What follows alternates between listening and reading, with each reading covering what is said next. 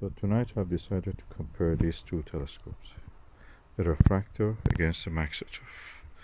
The Maksutov is 6 inch and the refractor 3.5 inch. Let's go and compare.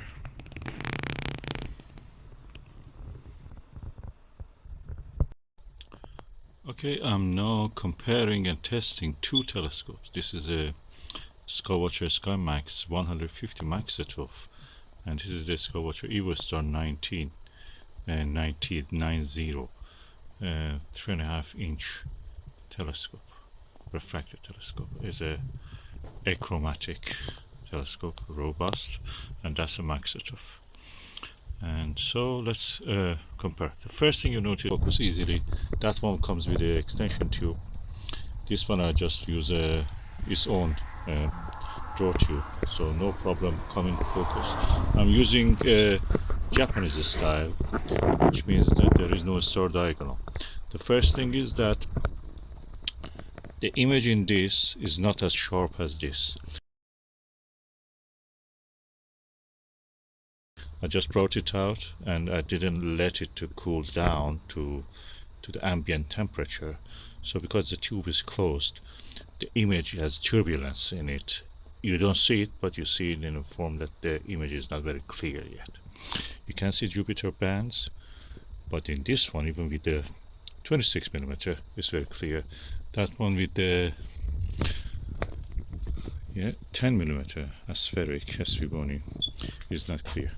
I'm using this observatory tent and using this to exclude the street light when I'm inside and observing. So let's put the 10mm on this one and compare. Okay, I have looked through this 10mm, and when I compare it with this 10mm, the image size is very similar, very close together. This one has slight chromatic aberration. You can see a little bit of blue around the disk of the planet. The clarity of the two belts is very similar to this Maksutov. Probably slightly a little bit this one is better. But I'm going now to test it again on this at this time.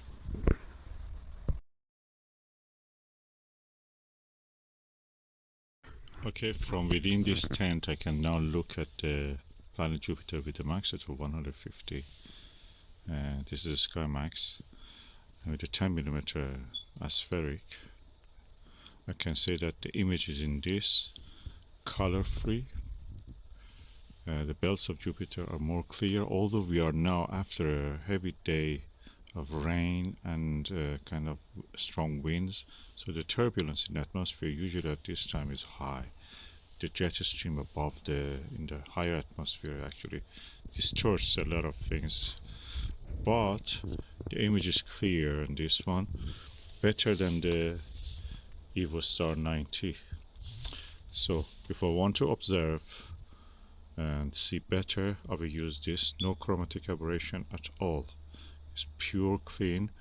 The only thing that I can say is that the image size is equal in both of them almost, but this one has a slightly more clear image.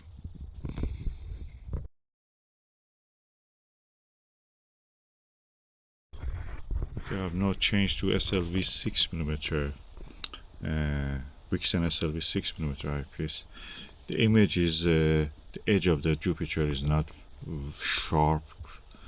The belts are a little bit fuzzy, but you can see details. You know, it's not. I don't say that you don't see, but it's not as good as what I saw in the 10mm, although it is a little bit magnified.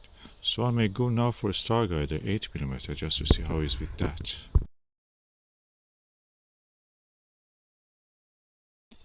Oh, perfect! A Starguider 8mm. It shows perfect the image of the planet. Everything perfect. Round, edges are sharp. The details on the planet's cloud belts are sharp. Really good. This is a magical. No, 7-8mm is always a good magical eyepiece number. You use it and that will give you, most telescopes really gives you the best results. 8mm Starguider on this, really good. This is the Skywatcher Skymax 150. So it's a Maksutov. Yeah, chromatic aberration free and everything nice and good. It's like a 120 ED DS Pro Skywatcher Achromatic telescope. So really good, I'm impressed. Let me just immediately go and change it to the Evostar.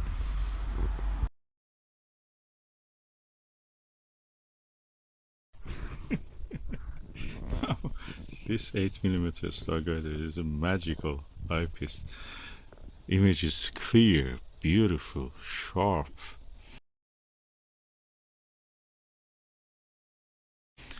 And 10mm SVBony was not as good as this.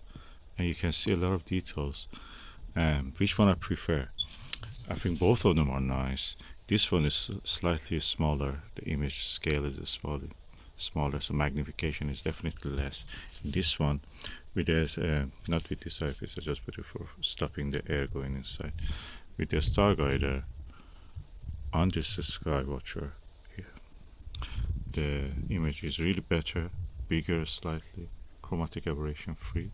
But this one is just so beautiful. Just background of the sky is velvety color, and the planet shines. All the details I can see in this, I can see in this at the same time. This is just a little bit bigger. But which one I prefer? I cannot really choose. Both of them are good. I mean, if you get a Skywatcher, any of these telescopes, both of them are Skywatcher. Get a Starguider 8mm also. For both of them is good. Perfect. On Jupiter, which is a really sensitive target for assessing the all the image quality of these two different styles of telescope, one Maksutov and one refractor. In this one you see a slightly chromatic aberration, not much, with the Starguider especially. With this one absolutely no chromatic aberration, beautiful, clear. The price of that of course is around 3 times of this, so you make your choice. This one I prefer it, I love it. It's light, it has wide angle, you can use it for versatile, it's very solid. And this one is a bit heavy. I have not used it as much as this one probably, but the image is perfect. If you cannot afford the apochromatic, this is the telescope to go.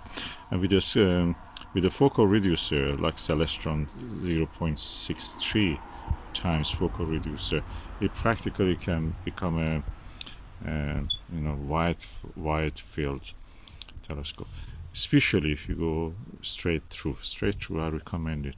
I've noticed now that all these star diagonals introduce some actually chromatic aberration. You will be surprised. Yeah, they do. And also they reduce the clarity of the image and everything. For planets, definitely I will go for this. And both of them are nice. I love both of them. This is bigger, so it needs a little bit more handling. This one comes with its own mount. You get only 2 with this, and the finder, not this one. This is a big one. I've attached it. They give you 30mm one, I think. And yeah, so as a package, I think this is perfect. The Evostar is perfect as a package. Just get a ED, Starguider ED eyepiece. You will miss something if you don't. You will not understand what I'm saying unless you look through one of this. This is magical. Velvet clear background, the sky, and the planet shining through it. It's like these old paintings in these French books, Flammarion and others, completely painted beautifully black. And this is the 8mm Starguider, and this is the 12mm Starguider on this Maksutov and this refractor. Both of them are Skywatcher, 150mm, 90mm. Okay, the image is very good in both of them. This is pure chromatic aberration free image, and this is a slight chromatic aberration, the tinge of yellow, very faint at the terminator, or the boundary of the dark and bright. Which one I prefer, the image quality? I prefer this one in the image quality. This is good, this is better. But if you want to buy, of course, this comes as a package, whole package. You can receive a tripod, you receive a cartwheel mount for it, and you receive the eyepiece and the whole thing. This one just comes with a, as I mentioned, just optical tube assembly. So as a package, this is the better option. And with this one, you need mount and diagonal and everything. I think diagonal they give you also, and yeah, smaller finder scope. So both of them are good. This is almost like achromatic. This one is really good refractor and very clear, especially on the moon. Very nice, both of them.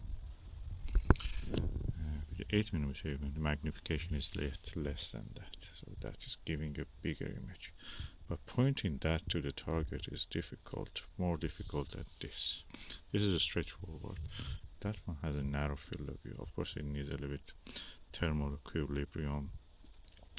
The meniscus in front of it also gets fogged and get a little bit, you know, mist and condensation in it. This one doesn't have such a problem, as far as unless it is really wet in the atmosphere. So both of them are good. This one is better. This is the view to the Skywatcher Evostar 90.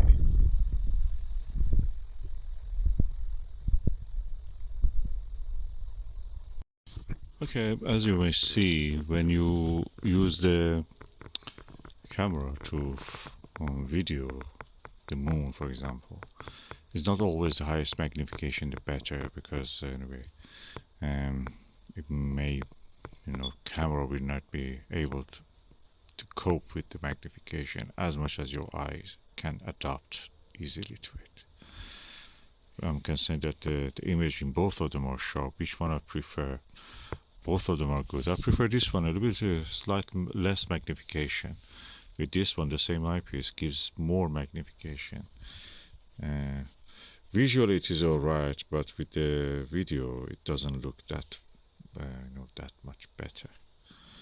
So I prefer less magnification. Probably 12mm will be here better. Now I'm with the 12mm ED Starguider.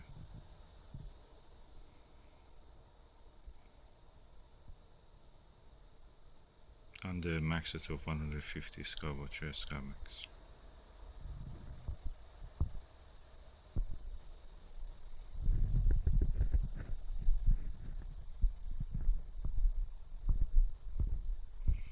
The focus can be sharper, but I cannot do that because I'm holding the camera. Cannot make it really any sharper. Sometimes you feel this, you need 3 hands.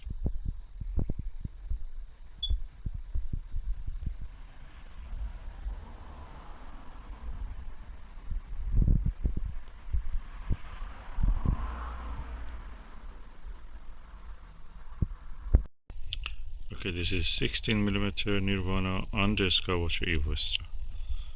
Perfect image. You can really reach very sharp focus all across. So Maksutov, in this case, I don't think that is as good as the Evostar refractor. 16mm definitely gives you a really good fit of the full disk of the moon. Beautiful, pleasant. I go for the Evostar on this with the 16mm eyepiece. For example, if you have 25mm, you can also borrow it 2 times and just reach 12.5. Will be a little bit bigger than this, the image, but not bad actually, quite good.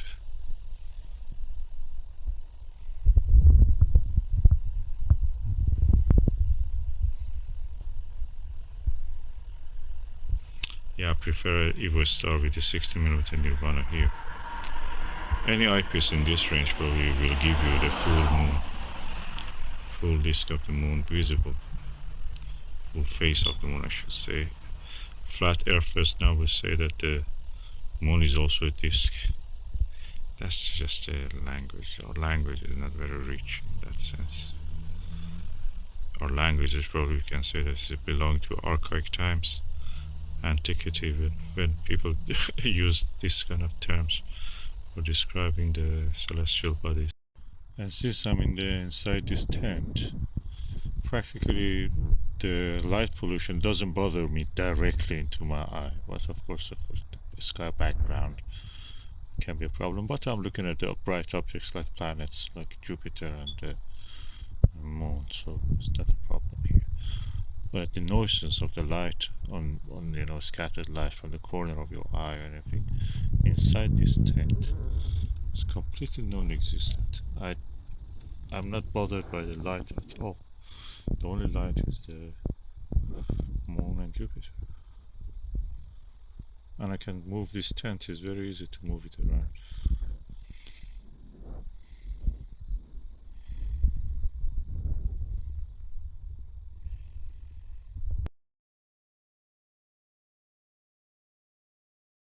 The only problem with the Maksutov is that when the condensation forms on it, as you can see here. Okay, observing with this telescope is nice, it's pleasurable, you enjoy it. There is only one point. Your time will be limited because of the condensation forming on the meniscus. So if you can use a dew heater or the weather is not that damp, you will have a really good time with this, cheaper than any refractor of achromatic nature. Otherwise your time will be limited to 1 hour, 1.5 hours. Then you have to cover it like what I did, and then again come back and use it. So you have to make your choice. It's a good telescope. It's usable. It's definitely cheap, definitely powerful, and chromatic aberration free, the most important thing.